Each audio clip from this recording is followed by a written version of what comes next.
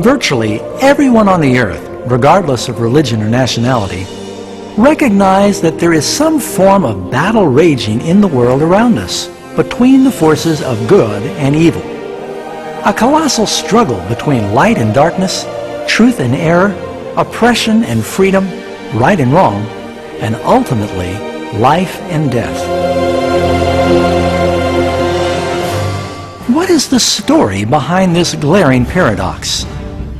Many religions, including the Bible, teach that beyond the three-dimensional veil of our physical world we see, there's another very real spiritual world we cannot see. In this unseen realm ever about us, we see a titanic battle raging between the supreme righteous hero and the ultimate evil villain. The big question is, who are these primary players? And how, where, and when did this cosmic crisis begin? This is the greatest mystery of the ages and the most amazing true story that has ever been told. This crisis now involves every person on earth. Yes, every person.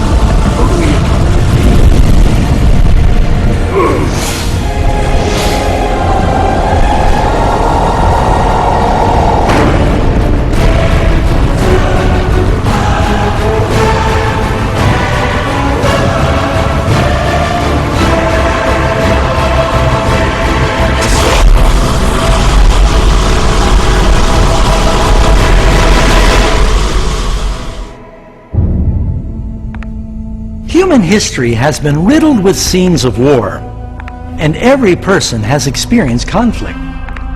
But to understand the origin of evil, we must travel back in time to the very first war of the universe, because this battle did not occur on Earth.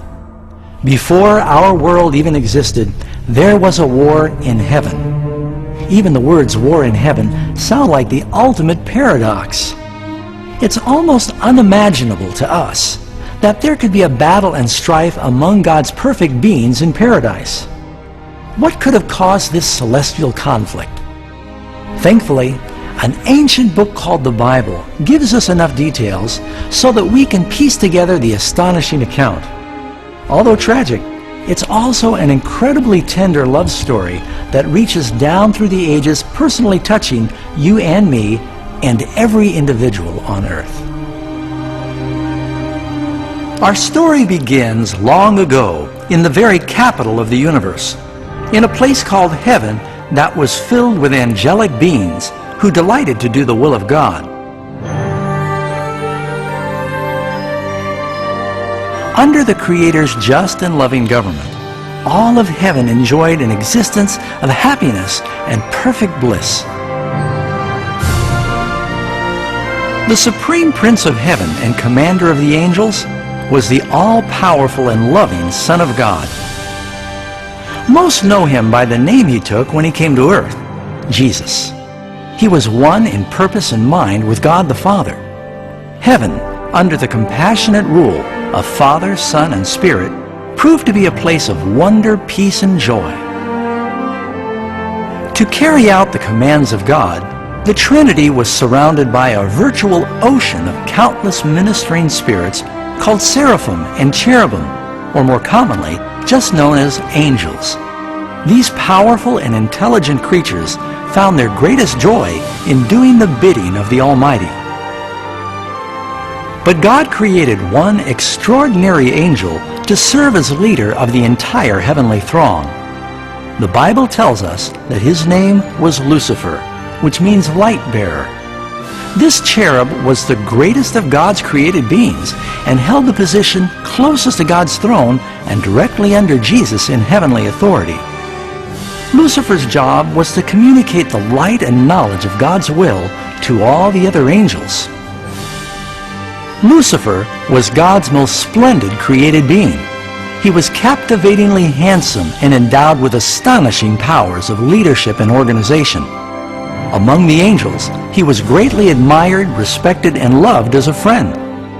Yet, God foresaw the misery Lucifer was about to introduce into the kingdom of light. Full of wisdom and perfect in beauty, every precious stone was your covering. You were the anointed cherub who covers. I established you. You were on the holy mountain of God. You walked back and forth in the midst of fiery stones. You were perfect in your ways from the day you were created, till iniquity was found in you.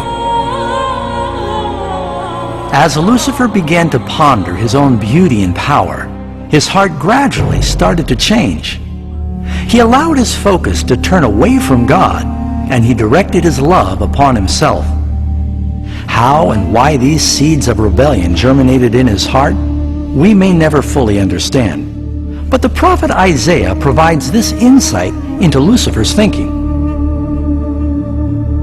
How you are fallen from heaven, O Lucifer, son of the morning. How you are cut down to the ground, you who weaken the nations.